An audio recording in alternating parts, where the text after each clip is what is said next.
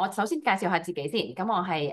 活動嘅計劃導師啦，同齊導師蕭偉恩 VN。咁我係德蘭中學嘅負責 STEM 啦，e-learning 嘅一個 coordinator 啦。咁啊，今日咧我係負責做主持啦。咁啊都好高興咧，今日咧我哋係邀請到咧嚟自馬鞍山循道衛理小學嘅黃偉良老師啦。咁我哋今日咧就會為我哋咧分享一個以人工智能探索動物分類與生物平衡嘅一個課題。好，咁啊，時間咧，因為今日時間咧好緊湊啊。今日個課題咧，阿黃 Sir 都為我哋準備咗咧一個好豐富嘅分享啦，有幾個部分。咁我而家都將時間咧交俾黃 Sir 介紹自己，同埋介紹咧今日佢會分享嘅嘢啦。咁多位同工，大家午安啊！咁我係嚟自馬鞍山循道衛理小學嘅黃老師啦。咁我就本身咧係教緊高年班五六年班嘅常識同埋電腦嘅。咁我今日咧都會想同大家咧分享一個課題啦，就係我喺上年嘅學年咧同六年級嘅同學做嘅一個關於動物分類同埋生態平衡嘅一個課題嘅。咁啊，開始之先咧，咁我都講一講我今日個內容啦。咁我陣間都會講一講我自己去做課堂要用到 AI 嘅時候咧，我嗰個諗法，我個策略會係點樣樣嘅。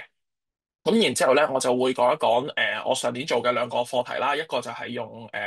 機器學習，即係呢個machine learning 啦，點樣去同學生去做呢個動物分類嘅應用啦。咁第二個咧就係用 Gen AI 咧去做一個模擬人類活動對於生態鏈嗰個影響嘅。咁啊，之後我哋就會有少少總結啦，同埋一個問答環節啦。咁啊，先講咗嗰個諗嗰個 AI 嗰樣嘢先。咁喺我自己諗 AI 一啲課題嘅時候咧，咁我首先一定要知道自己嗰個教學目標係乜嘢啦。咁我相信大家都係教師嘅時候，我哋去諗個課堂嗰個教學目標係都幾重要嘅。咁我初步咧，通常我都會有一啲自己嘅諗法嘅，例如可能我想做啲乜嘢嘅活動啦。咁呢個活動咧未必一定有 AI 嘅，但係咧我都會想有個起碼叫做包含咗呢一個活動喺裏面。咁然之後我就會諗下 AI 個角色係乜嘢啦。咁因為我上年做呢一個 AI 嘅課題啦，咁上年嘅 AI 咧冇依家咁勁嘅。咁我上年做嘅時候咧，仲係用緊 GPT 3.5嘅。咁今年已經係同學生做咧，可以用到4O 同4O Mini 啦。咁甚至乎而家出埋 DeepSeek，咁都未有時間同學生去試下 DeepSeek 呢個功能住嘅。咁我知道 DeepSeek 喺某啲嘅AI 嘅角色上面咧係好過 GPT 嘅。咁去到後面咧，我就會揾 AI 幫手，有時會可能整合埋啲教案啊，睇下點樣去鋪設我嗰個活動啊。咁最後咧就會可能會揾 AI 整教材啦。咁不過大部分時間都係揾 AI 整㗎啦，因為好多資訊性嘅嘢咧，佢都可以幫到我手嘅。咁我哋先講咗咧，就係動物分類嘅呢一 part 先。咁呢個係小六嘅常識嘅課題啦。咁如果有教過嘅同工咧，應該都知道其實小學嘅動物分類咧唔係咁深入嘅。其實咁我哋淨係教6個唔同嘅分類。咁就脊椎動物就有呢個哺乳類動物啦、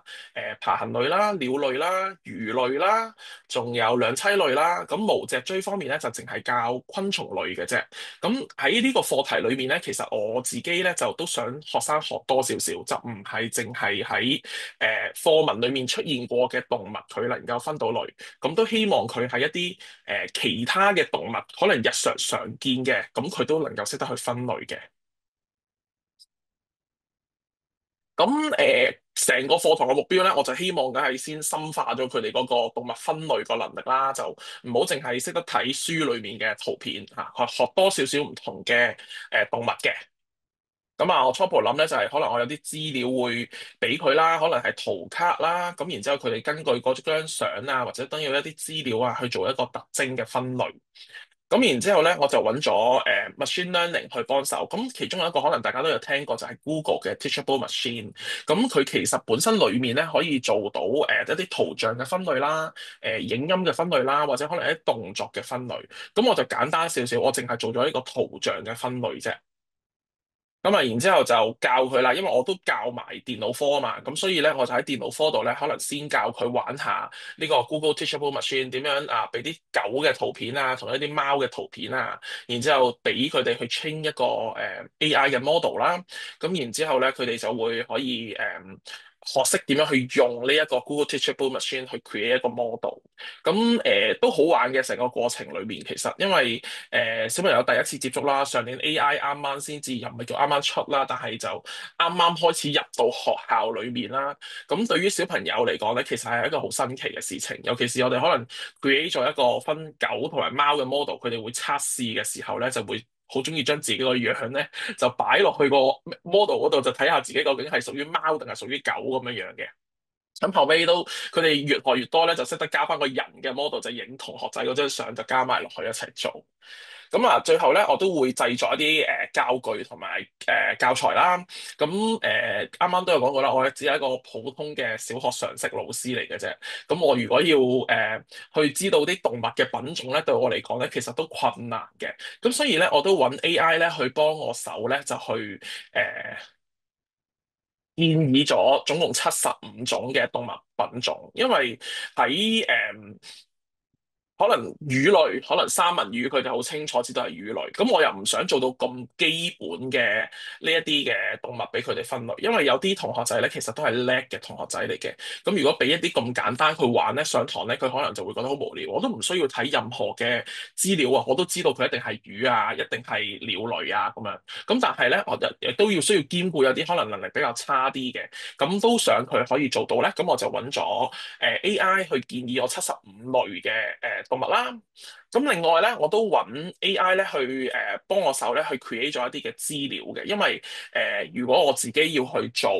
呢啲嘅資料嘅時候咧，我揾資料都需要花好大嘅時間嘅。咁學生喺用嘅時候咧，會見到咧，其實有張中間嗰張圖片啊，咁嗰張係其實一張圖卡嚟嘅，好似一啲閃卡咁樣樣嘅 size。咁裡面咧就會有張好細嘅圖片啦，唔多清嘅，因為印完之後。咁然之後有一個英文字嗰個名，嗰個英文字個名咧係特登真係用學名去顯示，就係想佢哋唔會一見到見到個名我就已經確定佢可能係魚嚟嘅。我希望佢哋真係學識係將用身體嘅特徵啦去睇究竟呢一個動物究竟係屬於邊一個分類。咁然之後咧，下面個 QR code 咧，其實嘟出嚟咧就會見到右手邊嘅一個一版過嘅可能清啲嘅圖片啦。咁呢一張就唔係好清嘅其實。咁亦都有佢真係嗰個中文嘅名字啦，譬如話昆士蘭嘅肺魚。咁大家都知道魚其實冇肺嘅應該，咁呢條魚有肺喎，咁佢仲係咪一條魚咧咁樣樣？咁佢就去通過一啲資料嘅描述啦，同埋佢觀察圖片嘅特徵咧，佢就會喺課堂裏面去講翻出嚟嘅。咁你會見到圖片中間嗰張圖卡咧，其實有個燈膽喺度嘅，有3個燈膽。咁我哋就將呢一啲嘅75個嘅動物咧，分咗3個唔同嘅 level。咁都方便我去派呢一啲動物嘅時候咧，我就會就住嗰個同學仔個能力咧，去派啲咩卡俾佢。譬如話可能佢上堂叻啲嘅咧，我就派2、3張3個燈膽嘅。咁然之後加1、2張咧，就2個燈膽嘅俾佢。咁可能能力比較低啲咧，我就派極咧都係1個燈膽嘅俾佢。咁佢哋做嘅時候咧，就會有啲成就感啊，起碼我分到啊呢條魚係一條魚嚟嘅咁樣樣。咁喺課前嘅時候咧，我中意俾小朋友咧去睇一啲影片，去學一啲基本嘅知識嘅。咁所以咧，我就自己整咗條片啦，就係一個動物分類法啦。咁就簡單將一啲可能書裡面嘅內容啦。同埋一啲書裏面冇嘅內容啦，尤其是可能係無脊椎動物方面啊，除咗昆蟲類之外，其實仲有成扎嘅唔同嘅分類嘅喎。咁我都會教到俾佢哋話俾佢啊，仲有呢啲咁樣嘅分類。咁佢哋睇完呢一個分類之後咧，佢哋就要分組咧喺 Padlet 嗰度咧，就描述翻一啲動物嘅獨有同埋共通嘅特徵。可能譬如話有羽毛就係呢個鳥類嘅獨有特徵嚟嘅，咁肺咧就係一啲共通特徵嚟嘅。咁佢哋做完嗰個 Padlet 之後咧，我就幫佢哋咧將所有佢哋寫咗嘅資料咧，就整合成一個腦圖。咁就喺課堂之前咧，就俾佢哋揸住呢個腦圖咧，去進行我哋嚟緊跟住嘅活動啦。咁個活動咧就係佢哋要睇一啲咁樣樣嘅圖卡啦。咁你見到咧，每個人咧係唔只有一張嘅，大概咧一個人咧有2至3張啦。3至4張啦咁樣樣嘅。咁然之後咧，之前就已經喺電腦科課堂咧就做咗個 Google Teachable Machine 教咗佢哋㗎啦。咁上堂嘅時候咧，佢哋就要揸住呢張圖卡啦，睇資料啦。咁然之後就同組裡面嘅同學仔去分享啊，我覺得呢一張圖嘅動物係咩動物嚟嘅？咁同埋有啲乜嘢嘢嘅原因咁樣樣決定嘅。咁同組嘅同學咧就要複述啦，究竟佢覺得認唔認同啦？如果佢認同嘅，佢就可以 upload 上嚟 Padlet 呢一度去展示我譬如話我呢條虎鯨，我覺得佢係哺乳類嘅，咁佢就貼post 一個 post 啦，喺個 Padlet 嗰度咧就話虎鯨影張相，然之後擺咗哺乳類嗰個框裏面。咁你會見到咧，其實我每個類嘅後面咧括住咗一個數字嘅，嗰個數字咧其實係代表住呢一個類嘅動物咧應該總共有幾多張嘅圖卡係喺裏面。咁佢譬如話佢哋可能昆蟲類得3張嘅啫，原來。咁如果佢係揸住第4張嗰個，佢咁啱想 post 昆蟲類，佢就要自己再諗一諗清楚啦。究竟我 post 嘅呢張係唔係昆蟲類咧？如果係，咁佢就照 post 啦。咁就去揾另外嗰3個同學仔 post 咗嘅，會唔會有一個人 post 錯咗咧？咁佢就可以喺下面去回覆佢嗰個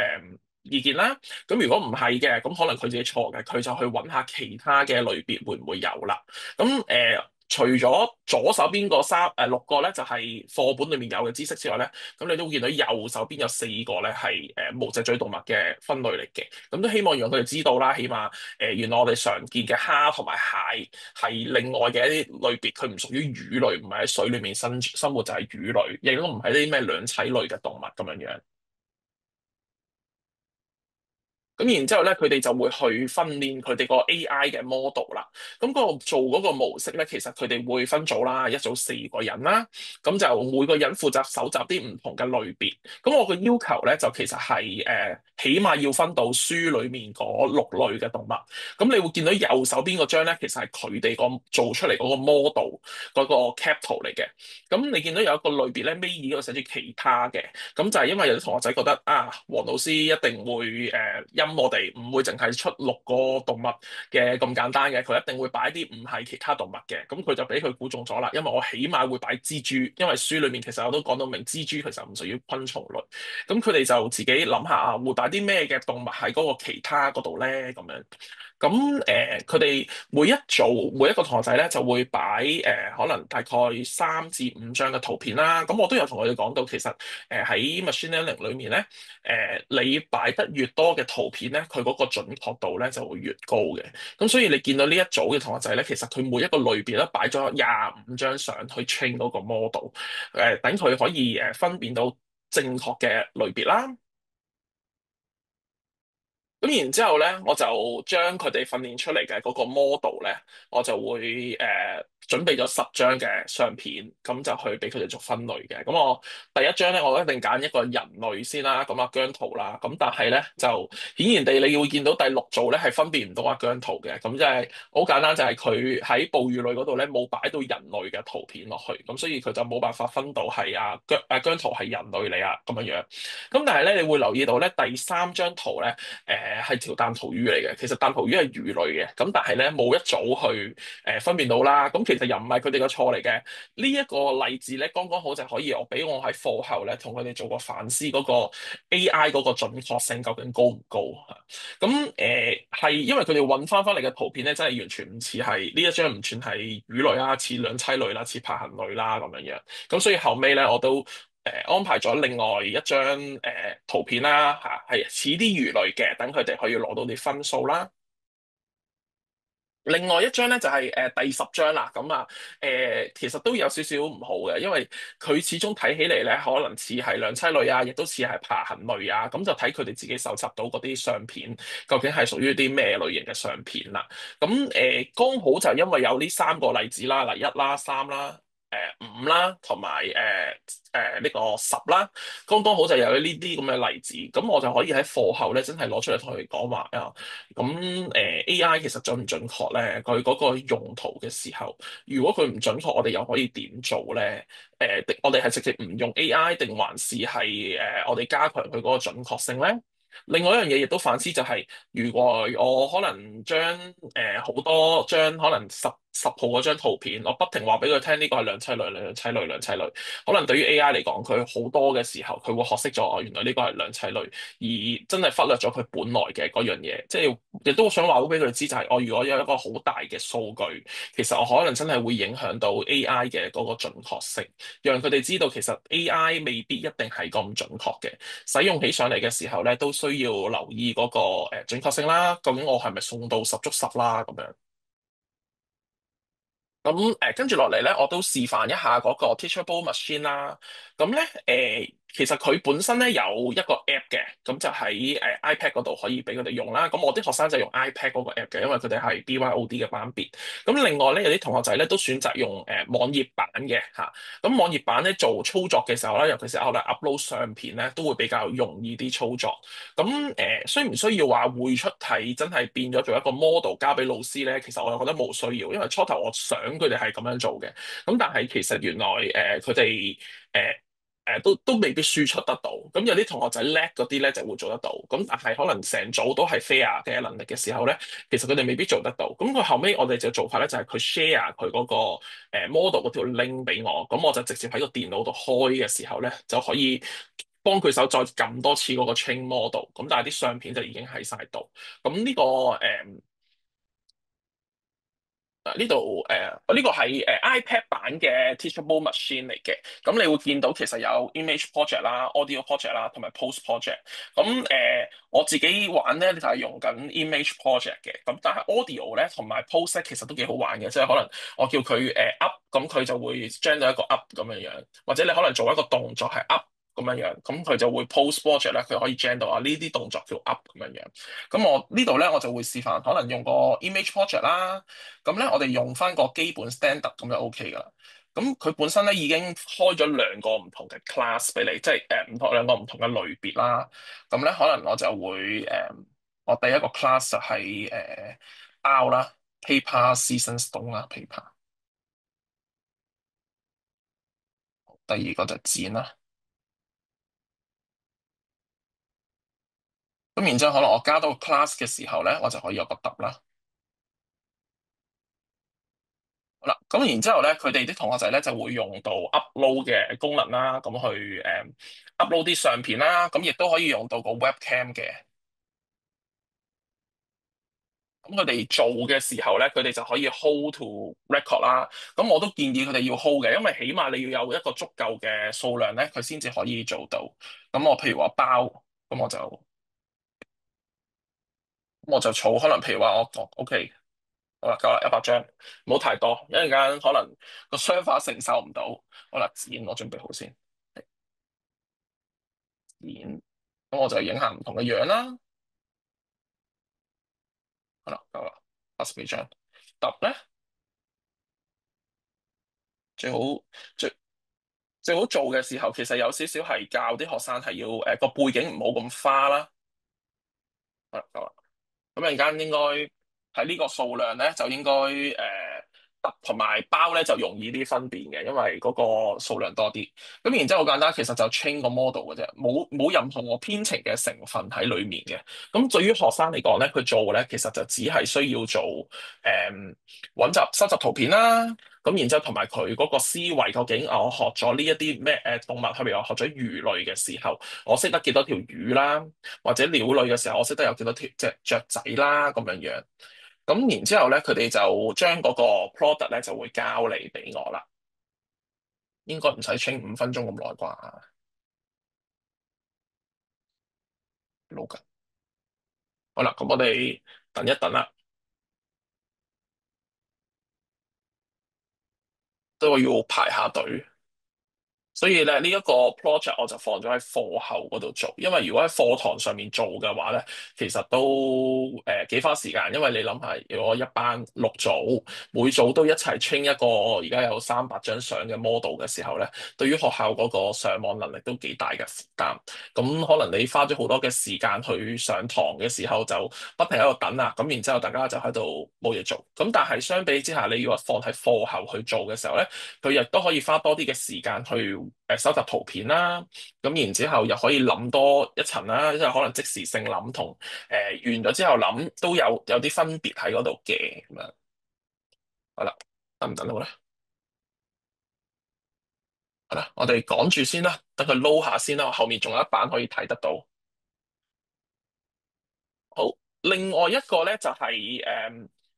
Gen AI 對於生物鏈嗰個影響啊，咁我諗嘅時候咧，我都係希望佢可以認識到唔同嘅人類行為咧，對於嗰個生態圈嗰個破壞係點樣？點解會咁樣諗咧？因為譬如話我哋可能講緊全球暖化，咁全部人類都知㗎啦，全球暖化真係影響到我哋個生態環境好差。咁但係如果調翻轉咁諗，如果學生話我而家 stop 晒所有嘅工廠嚇，全球都唔再生產廢氣啦。對於個地球嚟講，係咪就叫做冇破壞咧？佢嗰個影響會有幾大咧？佢係即時性令到所有生態圈都回復翻正常，定還是係點樣樣咧？咁所以咧就想揾到 AI 咧去做一個模擬星球咁樣樣嘅行為。啊，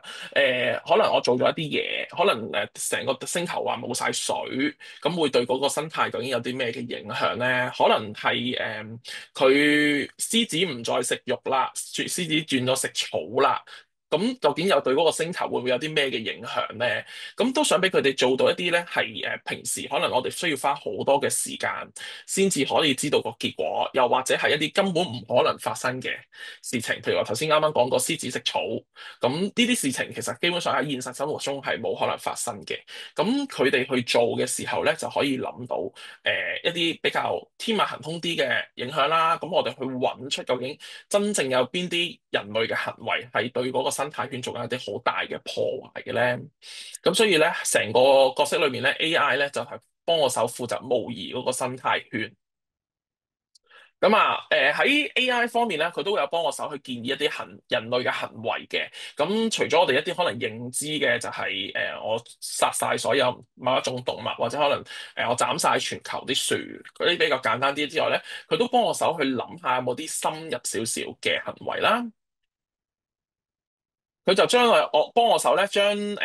類嘅唔同嘅人類行為咧，按照一個容易理解嘅程度咧去分類。可能頭嗰少少，可能1至3個咧就係一個簡單啲嘅，譬如話可能我哋捉太多魚啊，或者捉太多三文魚啊，會唔會對於嗰個全球嗰個生態會有啲影響咧？或者可能有啲簡單啲嘅溫度啊，或者濕度啊，呢啲突然間嘅改變啊，又會唔會有啲乜嘢特別嘅影響咧？甚至乎去到後期嘅。可能深少少嘅一啲可能遷徙嘅模式，可能啲雀仔唔再遷徙，會唔會有影響咧？又或者可能佢哋獅子唔食兔仔啦，變咗兔仔食獅子啦，咁會唔會又有啲乜嘢特別嘅影響咧？咁佢哋就會去諗一啲嘅兩個唔同嘅 case 啦。咁另外咧，sorry。咁佢都有一個我都整咗一個 Gen AI 嘅嗰個 prompt 嘅，咁都話到佢俾你知咧，就係你收到有個問題啦，咁你就幫我進行一個生態鏈嘅模擬啦，咁然之後就要話翻俾佢哋知嗰個生態鏈嗰個情況係點樣，咁佢就會話俾你聽一啲可能一啲低級嘅消費者嗰個數量個變化會係點樣，中級會係點樣，高級又會點樣樣，咁同佢哋自己嗰個預計會唔會一樣咧？咁樣咁。但係咧，都因為都小朋友又再第一次接觸 Gen AI 啊，上次就接觸呢個 machine learning，今次咧就接觸呢個 Gen AI。對於佢哋嚟講都係好新奇嘅，已經有啲同學仔未試之前咧，淨係知道要預習要諗兩個 case 咧，就已經問我可唔可以問 AI 如果外星人襲地球會有啲乜嘢生態嘅影響啊？咁我所以咧，我都特別喺個 AI 嗰度咧都話俾佢知，如果你唔能夠模擬嗰10個情況咧，或者可能啲學生問你嗰10個以外嘅情況咧。你要叫佢重新再問過嚇，唔好走得太偏嘅。咁同埋都提醒咗 AI 咧，其實要答得簡潔少少啦，唔好答得好長啦，或者好深入啦。因為 AI 喺某程度上嚟講都幾專業嘅，佢答得。如果佢答得學生咧好專業嘅話咧，可能學生未必太理解。咁所以我都要話俾佢聽啊，我而家係俾小學生用嘅。咁所以你要答得簡單啲啦，唔好太過深入啦，避免一啲好專業嘅詞彙啦，咁樣樣。咁然之後都係啦，一如以往咧，我都會課前咧俾條片佢睇嘅，要佢可能都要總結一下啲筆記啦，咁同埋準備定2個唔同嘅情景去做課堂呢個探究嘅活動。咁然之後咧，我就有一張嘅工作紙嘅。咁工作紙咧就左手邊咧其實會 repeat 2次嘅。咁首先佢就要喺3個唔同嘅 level 裏面咧去揀一個範疇啦，同埋假設佢嗰個問題，好似如果電話亭咁樣，如果就點點點點點發生咗啲咩事。咁然之後你個預測會係點樣咧？譬如話生產者嗰啲食物啊，嗰啲植物，個數量會唔會上升、下降，定係話唔會受到有任何影響？初級啊、中級啊、頂級嘅消費者又會點樣樣？咁都有特別去 mark 到咧，俾佢知有啲咩嘢嘅動物嘅例子嘅，可能食草嘅就會係初級消費者嘅，雜食啲嘅就係中級嘅，淨係食肉嘅咧就係頂級嘅。咁俾佢自己去圈低呢一個結果。然之後佢就將呢一條嘅問題咧，原原本本咁放落去嗰個地球生態嘅模擬器嗰度，就去睇個結果究竟點樣樣。咁然之後咧，佢就要同組裡面去分享佢自己嘅問題啦，咁然之後佢個預計結果同佢實際個結果會唔會有啲咩嘅分別啦？咁然之後就同全班去分享一啲比較得意啲嘅例子，咁佢哋都好主動，佢哋會俾一啲奇怪少少嘅例子，譬如話啱啱所講獅子唔再食兔仔，變咗兔仔食獅子，呢個就係佢哋自己嘅諗法嚟嘅。咁然之後到最後嘅時候咧，佢哋就聽晒咁多個分享啦，咁然之後就會揀3個佢覺得最能夠影響到生物鏈嘅誒範疇，究竟而且呢個範疇係能夠控制到嘅，即係人為上面嘅，唔係一個天然發生嘅事情嘅。咁然之後去進行一個投票啦，睇下佢哋覺得咧人類行為咧最能夠影響到咧究竟係邊一個範疇。咁其實佢哋都好揀到嘅，譬如話污染啊，一啲棲息地嘅破壞啊，或者一啲人為嘅干預啊，都係最大嘅影響。咁我俾大家睇少少嗰個 Gen AI 嗰個平台啦。咁我哋冇用到 POE 嘅。嗱，頭先啱啱 Gen 完嗰個啦，譬如話而家齋我個樣嘅話就係 Paper 啦。我俾個太後喺前，當我褪後少少，其實佢就會用到啦。拳頭遮晒，咁就佢分到係得啦。咁我就會將呢一個咧去記錄啦。咁你見到有個 percentage 嘅個 output，咁個 percentage output 就係佢嗰個準確性究竟有幾大啦嚇咁樣樣。咁我就會做呢一個係啦。咁翻嚟咧就係呢個 GenAI 嘅平台。咁我哋嘅同學仔咧其實由上年開始啦，都會有呢一個 GenAI 嘅平台喺裏面。咁我哋嘅老師咧，其實都可以用呢一個平台咧去 create 一啲唔同嘅AI 嘅prompt 啦，然之後俾我哋嘅學生去使用嘅。比較用得多啲咧，佢哋其實會用嚟做一個自學嘅叫做咩咧？成日學習啦，自學嘅學習啦嚇。咁佢哋問咩課題都得嘅。咁我哋都寫咗個 prompt 咧，就係等佢哋可以答到小朋友嘅嘢啦，去 gen 一啲 exercise 俾佢哋去用啦，咁樣樣。咁呢度咧就係我寫咗嗰個prompt。咁就係頭先你見到系統提示呢度咧，就係啱啱喺前面嗰度啦，我輸入咗嘅一啲 Gen AI 嘅嘢啦，譬如話我可以打字啦，我都係錄音。如果獅子唔再食兔仔，得得，唔再食兔仔。如果獅子唔再食兔仔，咁然之後佢就會問啦，佢就會出一個建議啦。啊，原來根據我嗰個模擬咧，首先生產者植物咧個數量會增加咗嘅。咁因為啲兔仔嘅數量會減少啦，咁令到因為兔仔嘅數量會減少咗對食物嘅食用，因為獅子唔再食兔仔啊嘛，咁即係兔仔多咗啦，兔仔多咗咁即係植物少咗啦。咁佢都會有搭埋分解者嘅，即係嗰個細菌啊，或者可能一啲昆蟲啊，嗰個數量會唔會有改變？咁然之後佢哋就去做一個咁樣樣嘅模擬嘅過程啦。咁佢都會有時可能會讀啲解釋俾我哋知啊，譬如話可能如果譬如話全球冇晒水源，定係全球全部都係樹好咧？如果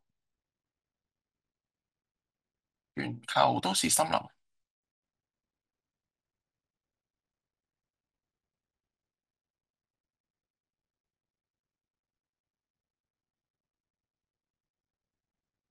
究竟會出咗啲咩咧？如果全球都係森林，咁植物當然就會大幅增加嗰個數量啦。咁然之後兔仔鹿啊嗰啲就好多嘢食啦，咁啊又會增加啦。咁狐狸同狼又會增加啦，因為多咗食物啦。如是者就所有嘢都會增加啦，咁樣咁個生態鏈就好繁榮啦。佢就會話俾你知。咁但係係咪平衡咧？咁其實都唔係平衡嘅。咁我哋後尾都會有同佢講到，就係我哋係唔係淨係需要兼顧嗰個生態鏈嗰個發展咧？唔需要理到我哋人類嗰個發展，係咪我完全唔發展個城市就代表係好咧咁樣嘅？咁啊，之後咧，佢哋都會做到有一個padlock 保護呢個生物鏈嘅方法啦。咁我通常都做呢啲 padlock 嘅時候咧，我都會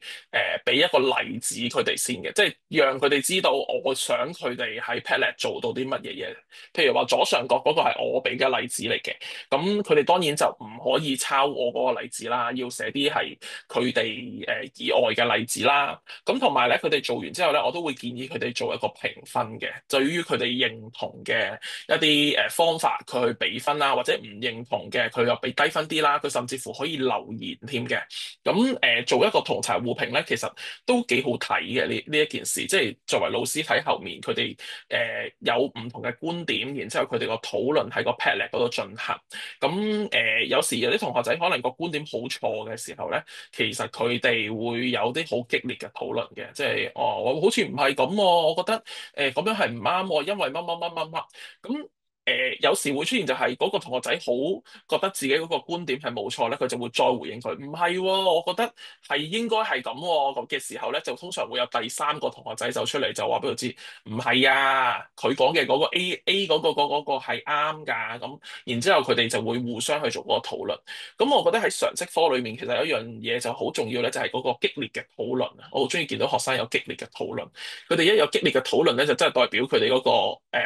學習咧正在應用中，佢將嗰啲知識不停喺度轉化緊。究竟佢係諗得通定係諗唔通，諗唔諗得明，就係喺呢個 moment 嘅見證到出嚟。咁所以佢哋只要唔係激烈到討論到可能出手或者開始出口去鬧人哋，唔係鬧交嘅話咧，我都會俾佢哋做呢啲激烈嘅討論。咁然之後佢哋可以從中學到更加多點樣去表達佢哋嘅自己所諗嘅嘢啦，或者可能係佢哋嗰個學習究竟可唔可以轉化到啲知識啦，應用翻落去日常生活度裡面啦，咁樣。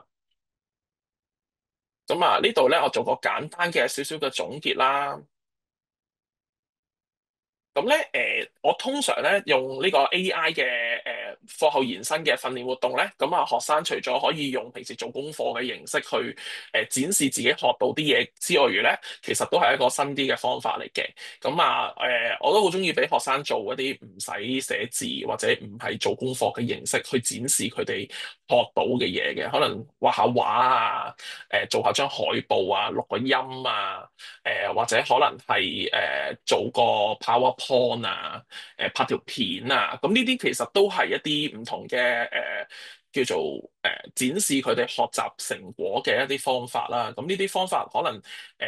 譬如話可能拍片咁樣樣教佢哋一次。佢做第一次可能未必好好睇，但係佢再一路做落去，其實我哋係培養緊佢一啲其他嘅技巧，到佢可能將來唔係攞嚟做交功課，可能攞嚟做展示自己其他嘅學習成果嘅時候，咁佢會潛移默化地咧就將我識得用好多唔同嘅技巧去 present 我自己識嘅嘢，咁佢會嗰個成功感會大好多，因為始終唔係話寫字唔重要，但係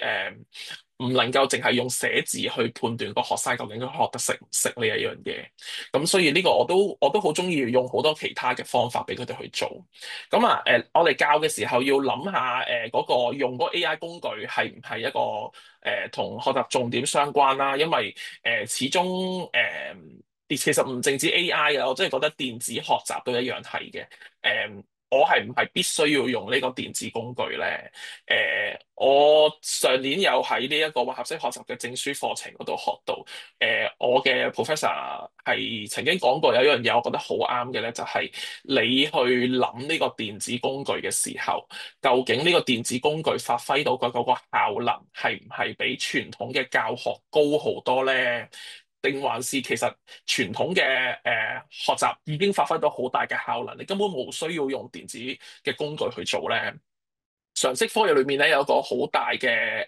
例子咧，就係做實驗啊。有時我哋可能我啱啱前嗰排教槓桿原理，槓桿原理你其實俾好多教具，可能俾支棍佢撩起個書包，去睇下嗰個力點同嗰個支點嘅位置究竟個變化點樣可以慳力啲。同我哋可能有時大家可能有聽過有個平台叫 PHET 做一啲物理模擬嘅平台。誒，佢都可以模擬到嗰個位置上面嗰個變化，睇下慳唔慳力。咁但係有時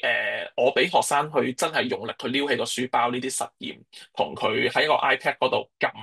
嗰個擺嗰個位置上面去學習。我會覺得實驗咧真係嚟得比較實在啲啦，因為學生真係我要花力氣去挑起個重嘅書包，佢嗰個感受會深好多。咁所以喺我哋設計課堂嘅時候都要留意。究竟呢一個電子工具究竟係唔係必須嘅咧？你會唔會有傳統嘅學習嗰個方法已經係發揮到好大嘅效能咧？用 AI 工具一樣係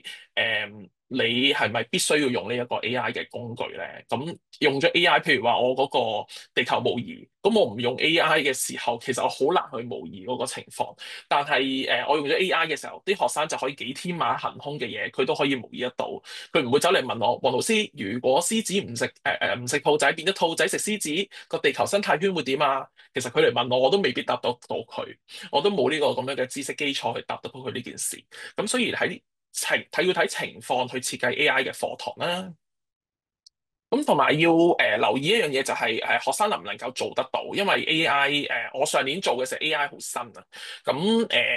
唔係個個同學仔有接觸過 AI，甚至乎有啲人係未聽過有 AI 呢一樣嘢。去到今時今日係唔係全部學生都知 AI 係咩咧？我諗未必係嘅，佢起碼有聽過 AI 呢個字，但係佢知唔知 AI 可以做到啲咩？我諗未必。全部人都知道晒，咁但係我覺得係要俾學生慢慢去接觸 AI 工具呢一樣嘢，咁等佢可以慢慢了解呢一樣嘢，唔好去畏懼咗呢一樣嘢嗰個能力去到邊度。但係其實老師都要諗，就係你可能識用，我哋可能識用 POE 去問問題，去 check 下啲句子嘅 grammar 咁樣樣。咁但係當你放到落去個課堂度嘅時候，你就係一個專業嘅使用者㗎啦。學生有冇一個足夠嘅能力去用呢一個 AI 咧？譬如話啱啱開始嘅 Google Teachable Machine，咁學生去做嘅時候，佢可唔可以獨立地完成到咧？因為呢啲係課後翻屋企嘅活動，唔係喺課堂裡面做嘅活動。又例如可能你課堂裡面做嘅時候，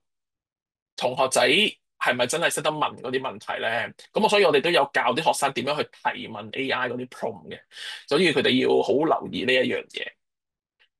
最後咧就係要提醒佢哋嗰個用人工智能嗰個素養啊！我哋俾佢哋去用 AI 去發問問題咧，其實係某程度上嚟講係開咗佢喺 AI 嗰度門啊！我叫做佢識咗 Gen AI，其實佢就已經等同於可以抄功課。我哋好擔心就係成日用 AI，啲學生係咪可以抄功課？佢唔需要再思考。但係你轉個角度去諗咧，就係就算我唔話俾佢知有 AI，我唔課堂上面我唔俾佢用 AI 都好，你覺得佢翻到屋企佢唔識得自己開個 POE 去問問題咩？你覺得就算冇 AI 都好，佢上網嗰啲小紅書大把嗰啲功課嘅答案全部可以揾到晒出嚟。我哋更加應該去教佢哋去用 AI 嘅時候嗰個素養，我點樣去判別？嗰個用嗰個情況，究竟我信唔信到十足十咧？我去揾 AI 去幫我作文嘅時候，佢係咪直接俾晒成篇文我，定還是我叫佢引導我去思考我點樣去完成嗰篇中文作文咧？我覺得嗰個素養係比較重要少少。今日我嘅分享就嚟到呢度啦。如果大家有問題都可以發問嘅。好，咁都多謝黃 Sir 啦，好精彩嘅分享啦，裏邊咧介紹咗兩個教學活動嘅設計啦，都好好誒，我覺得係好自然同埋有機結合咗嗰個 AI 同埋嗰個兩個嘅教學重點啊。因為我自己咧喺中學嘅時候，即係中一咧，我自己都係有教科學科啦，咁我有啲課題咧都好同頭先你分享嗰啲好相似啊。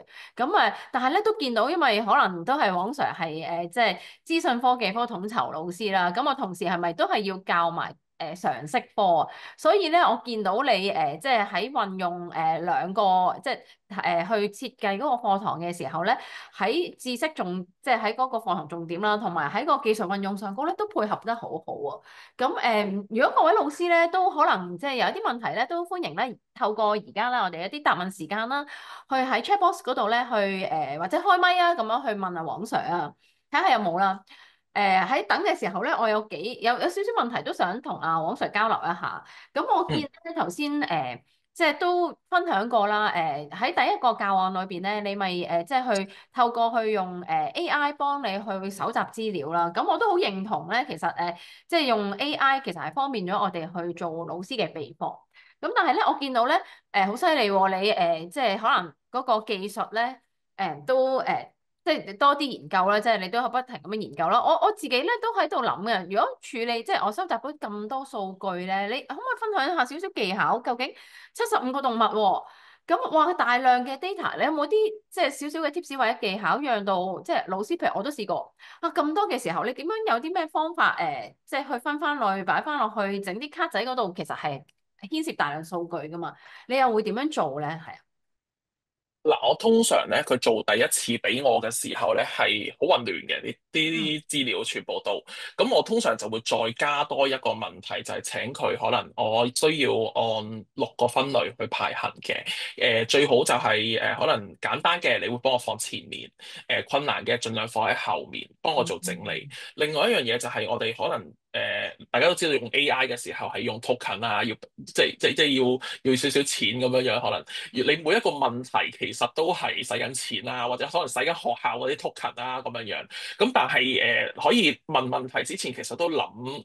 清楚你想要佢一個點樣樣嘅展示模式。因為譬如話我頭先個75個，如果我分開幾次叫佢做好多唔同嘅嘢，其實佢每一次都會嘔翻晒嗰75個嘅例子俾我，咁就好多嘅文字，咁你就燒緊自己好多嘅 token。咁所以每一次去問 AI 嘅時候咧，真係要諗清楚究竟你想佢以咩嘅形式去顯示。舉個例，頭先我個75個，我就會叫佢你要以點列嘅形式去顯示呢75個嘅資料，並且可能每一個動物嘅名，你要顯示佢嘅中文名稱啦，佢嘅學名啦。佢有乜嘢嘅身體特徵啦，如是者佢基本上就可以一次過成個段落咁樣 gen 出嚟俾我。甚至乎其實我有諗過佢要做到落去 PowerPoint 嘅，你就要話俾佢知，我係打算將呢啲資料做 PowerPoint 嘅，或者可能你想擺喺個 CSV、擺喺個 Excel 度，就叫佢用表格嘅形式或者 CSV 嘅形式去展示出嚟，咁你就可以好方便地 copy 咗啲資料，然之後直接放落去，譬如話 CSV，咁你就貼落去個 Excel 度做一個資料剖析，就界翻開一格格咁樣樣，或者咧可能做 PowerPoint 嘅，咁佢就已經幫你分好晒標題、內容，如是者你貼落去PowerPoint 度自己整理又好，甚至乎而家有好多唔同嘅 AI 平台，你抌上去將啲資料抌晒落去，佢就幫你 gen 晒成個嘅PowerPoint 出嚟，亦都可以嘅。咁嗰陣時我做基本上就係揾佢幫我手做咗個標題啊、內文啊、副標題啊，咁然之後我就整咗個 PowerPoint，跟住就可以 upload 翻上去 Canva 嗰度，因為 Canva 大家如果有用過都知道佢其實好多唔同嘅圖片。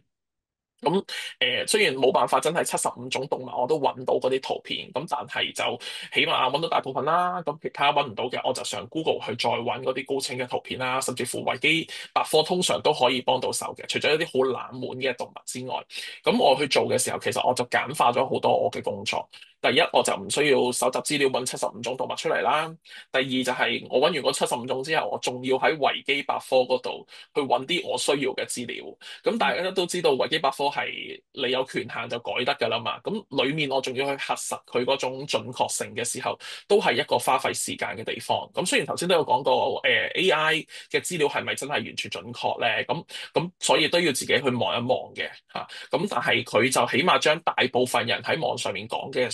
事情都話咗俾你知，你起碼減省咗一個整理資料嘅時間，咁亦都少咗一個排版做 PowerPoint 嘅嗰個時間。咁所以我個總結就係佢，如果你要用 AI 去搜集資料咧，最好真係諗清楚你想用一種乜嘢形式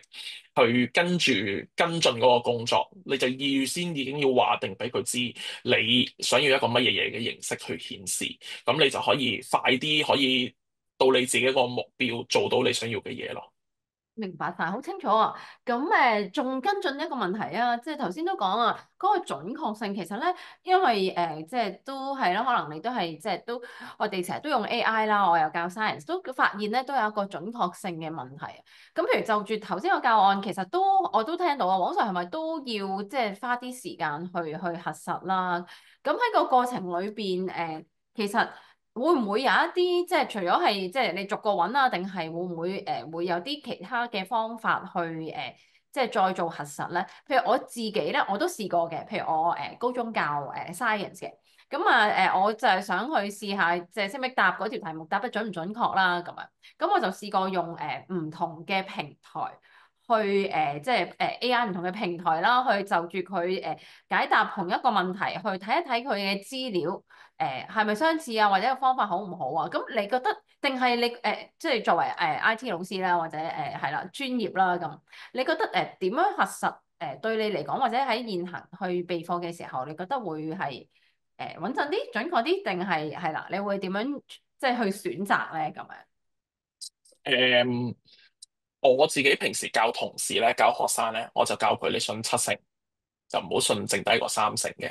即係如果 AI 嗰啲資料嘅話，咁但係信個七成咧，譬如話真係75個，我睇完，真係要逐個逐個睇嘅。我覺得即係有時有啲問題，尤其是一啲專業嘅知識不在你自己嗰個範疇嘅時候，就更加要用心去睇。我會選擇兩個做法嘅。第一，如果我可能話有個動物，我睇完嗰啲資料，我都好模棱兩可，我覺得好懷疑有個人有嘅時候咧，我會選擇唔做呢個動物，你 gen 過另外一個動物俾我。呢個係我第一個做法。第二個做法咧就係有啲資料咧，佢可能我覺得好懷疑，唔肯定出唔出咧，我就會通常可能我會問另外一個嘅 AI model，因為而家有好多唔同嘅 AI model 啦。我除咗問 GPT，我可以問 DeepSeek，我可以問Gemini，我問埋 Copilot，咁都可以嘅。咁大家個個 AI 都話係咁樣樣嘅時候咧，我個信任度我會高咗少少，我唔會信到十足。我再揾埋可能維基百科。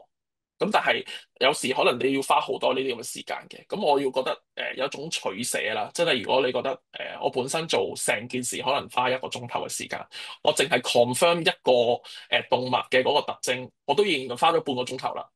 我覺得及早放棄，唔係唔用 AI，即係放棄呢種動物，或者可能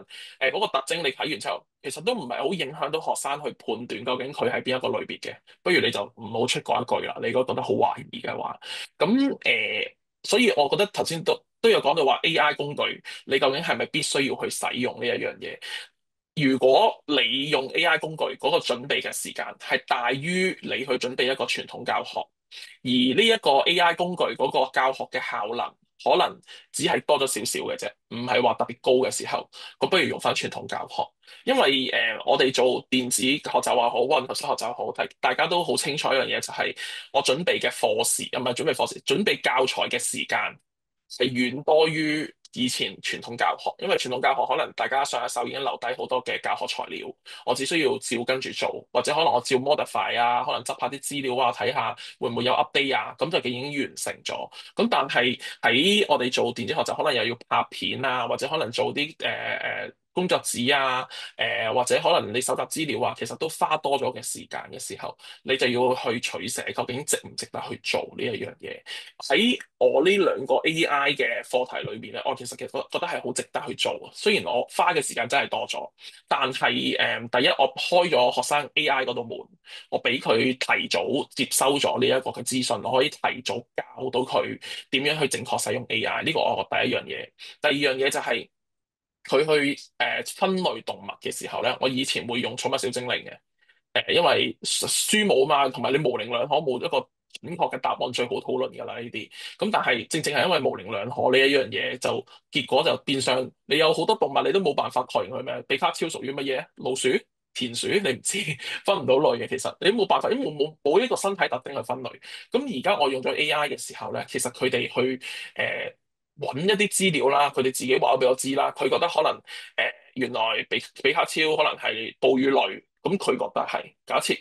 可能倉鼠佢係哺乳類，咁但係倉鼠呢啲可能你上堂根本冇時間去話俾佢知究竟係咩類，但係你喺呢一個活動上面你就好 confirm 佢究竟識咗幾多種動物嘅分類，呢個係嗰個誘因，好大嘅誘因，你肯去花咁多嘅時間去幫佢哋準備呢啲咁樣嘅活動去試咯。咁所以我覺得係花時間嘅，研究準確性都係要花時間嘅。咁就睇你究竟決定花定係唔花，值唔值得去花咯。明白啊，我好認同你頭先即係個講法，就係其實我哋去設計一個課堂啦，尤其是係混合式學習，再加埋即係 AI 嘅元素，其實對最後其實我哋希望咧將個課堂重點帶入之餘咧，其實係希望佢哋能夠 engage 佢哋多啲啦。我諗個反應或者其實都係照顧翻學習嘅多樣性啦。頭先我都聽到阿黃 Sir 話，其實點解去花咁多時間去設計唔同嘅教案，都係因為一班裏邊而家我相信我哋即係無論中學好、小學好，其實都係有一個嘅即係學習多樣性喺裏邊啦。即係可能都想照顧翻每一個同學嘅需要啦。咁所以即係我認同你就係我哋設計咗呢一啲教案，融入咗電子教學好、AI 教學元素又好，其實喺裏邊我自己都喺度不停咁樣去做緊呢啲實驗啦，都係試緊啊，究竟有冇一啲課堂嘅設計融入咗之後，能夠去提升佢哋嘅學習，係每一個同學嘅學習。呢個係我覺得作為即係老師，點解我哋能夠即係即使花 extra 時間都好啦，但係其實喺課堂嗰個效能上高喺呢一方面提升咧，其實我都覺得即係好值得嘅。到最後最後一個即係都係一個技術上高嘅問題啦，就係、都想問翻咧。頭先我都聽到你分享呢一個嘅即係平台啊。咁呢個平台咧係你全校老師同埋學生去用啦。咁我想問比較起如果因為即係我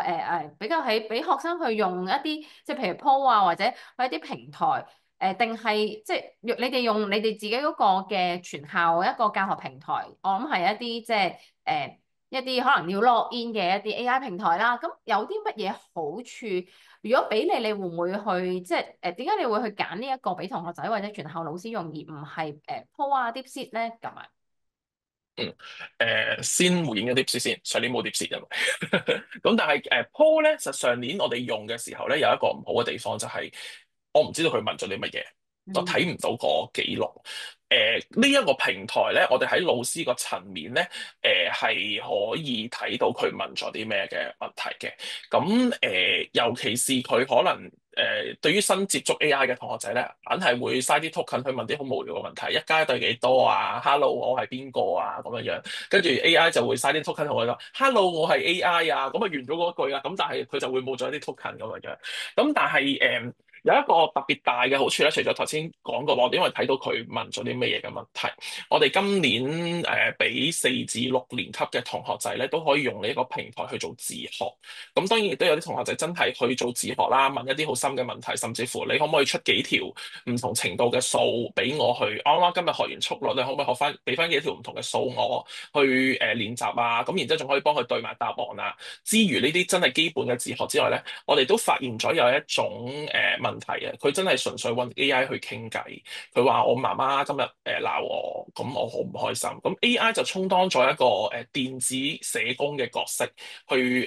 照顧佢嘅嗰個即時嘅嗰個心情。因為大家都知道，做老師我去照顧學生嗰個情緒，如果佢即係有啲小朋友係完全展現唔到佢嗰個唔開心嗰個樣出嚟嘅。咁佢肯去同 AI 講嘅時候，我哋老師咧喺背後咧，我哋雖然有話過俾你知，我哋係睇到啲問題嘅，但我冇 expect 過我會睇到就係原來啊，佢同 AI 去分享佢自己唔開心嘅心情，咁我哋就可以轉介翻個個案俾社工嗰邊。我哋發現咗，可能佢話佢同媽媽呢排鬧交喎，咁你不如可唔可以喺有啲機會同佢傾偈嘅時候，心下，係問下佢嗰個心情係點樣樣啊？咁呢個係我哋用呢個平台嘅時候咧冇 expect 過嘅情況。另外一種就係我哋發現有啲同學仔可能都有一素養嘅問題喺裡面嘅，即係佢會同 AI 喺度鬧交，鬧得越嚟越勁。因為後尾因為點解特別關注呢個個案，就係因為其實個同學仔平時都乖嘅，咁但係佢喺 AI 上面嗰個問題咧，我哋擔心佢可能屋企發生咗啲乜嘢嘅事情，導致到佢個情緒個變化好大，又係一個方法去俾我哋等社工可能同佢傾偈嘅時候，你近排有冇啲咩唔開心嘅事情啊？去誘導翻佢講出嚟，等我哋可以及早去處理可能學生一啲情緒啊，或者可能壓力上面嘅問題啊，甚至乎我自己6年班嗰啲同學仔，佢會問佢我近排評分試壓力好大啊，咁你有冇啲咩讀書嘅方法或者休息嘅方法建議俾我啊？咁所以呢個平台唔係淨係俾我哋老師去做教學，某程度上嚟講，我哋都喺老師咁忙碌嘅狀態之下，或者可能我哋未必能夠關顧到每一個學生嘅嗰個身心靈嗰個情況之下，佢去充當咗一個電子嘅照顧者嘅角色，等佢哋我哋可以老師後期都知道啊，原來呢個堂仔都發生咗啲事情，等我哋及早可以去跟進介入咯。係。明白哦，咁即係即係我好感受到其實一個電子平台，即係除咗可以幫助老師，即係 AI 嘅平台啦，即係除咗可以幫助老師去做教學設計啦，其實都見到你頭先嘅分享裏邊都見到真係照顧到學生嘅學習需要啦，去自學啦，甚至係情緒需要。咁其實即係我諗相信啦，即係大家老師我哋即係中小學都好啦，我哋都係要面對翻其實科技啊 AI 帶來嘅挑戰喺裏邊都因為時間都差唔多啦，都想最後總結啦，就係其實我都希望即係大家我哋一齊去諗一諗，或者希望有多啲機會呢啲交流啊，究竟點樣去善用一個嘅科技啦，去除咗去設計更多嘅唔同嘅課堂之外咧，都照顧如果能夠去照顧翻嗰個嘅學生或者老師嗰個身心靈啦，咁當然最好啦，同埋都讓到我哋咧能夠可以善用呢一啲AI 嘅平台咧，去幫助我哋教學同埋幫助到學生嘅需要啦。咁其實呢個我諗呢個討論如果要繼續嘅話，我可能繼續可能要討論好耐。咁不過今日都好多謝黃 Sir 啦，同我哋分享真係實戰經驗啦。咁希望有機會咧再同你交流。